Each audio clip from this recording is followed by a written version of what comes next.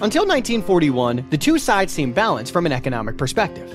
The main combatant of the Axis was Germany, with the largest GDP of all participants at that point, followed by Japan and then Italy, who together had roughly 85% of Germany's GDP. The main combatant of the Allies was the United Kingdom, which had roughly 80% of Germany's GDP, and France, which had a slightly higher GDP than Japan.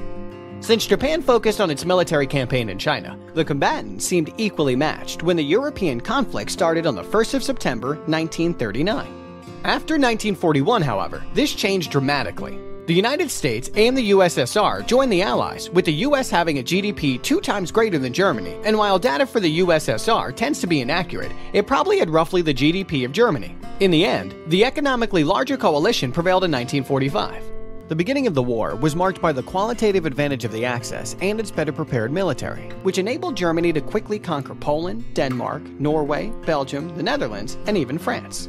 Eventually, however, the overwhelming quantitative advantage of the Allies proved to be decisive.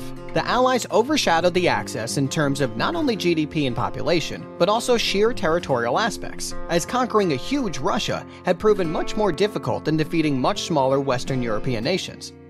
By the 2nd of September 1945, all of the Axis combatants had surrendered, but this victory came at a dramatic expense, with over 2 times more military deaths among the winning Allies compared to the Axis, and almost 15 times more civilian deaths. The 70 to 85 million deaths attributable to World War II have proven that despite there being military and economic winners after such conflicts, humanity always loses.